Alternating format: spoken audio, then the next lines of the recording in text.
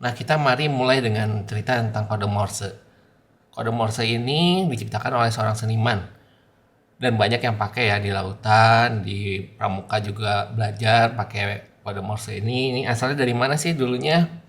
Nah, kode Morse ini sebenarnya gimana? Nah, ini sebenarnya dari titik dan dari garis. Dan dari gabungan dari titik dan garis itu dalam suatu waktu itu bisa diterjemahkan menjadi huruf. Nah, ini bisa kita kirim data tersebut titik atau garis itu dengan cahaya atau dengan suara.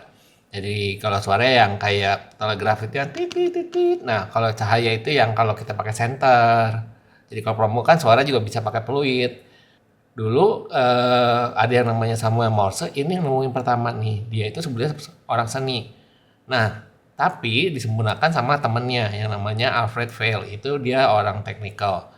Akhirnya dia cari gimana cara mengirimkan supaya bisa jadi efisien. Salah satunya dengan memilih huruf E ini jadi yang pakai titik karena dia itu yang paling banyak ya di dalam bahasa. Nah, sebelum ada kode Morse, orang-orang itu biasa mengirimkan surat atau berita itu menggunakan kuda atau jalan kaki. Dan itu kan biasa jauh banget ya, yang tadinya bisa berhari-hari dengan adanya listrik dan kode Morse itu cuma jadi beberapa menit. Nah, ini pertama kali itu dikirim lagi tahun 1844 dari Washington DC ke Baltimore ya.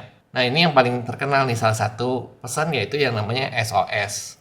SOS itu titik-titik-titik, garis-garis-garis, titik-titik-titik.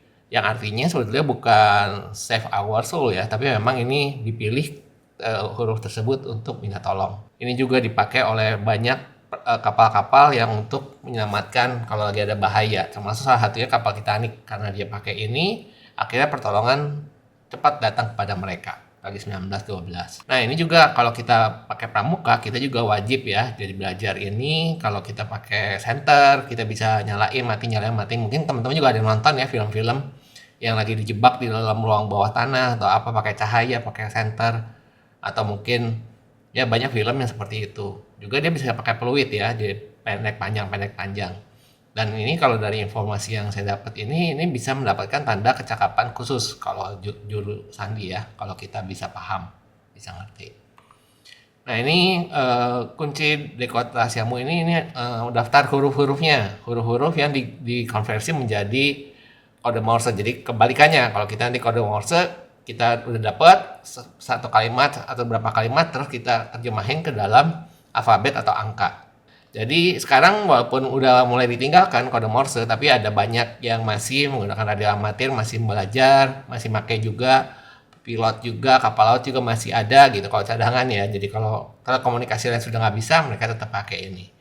Oke, sampai nanti.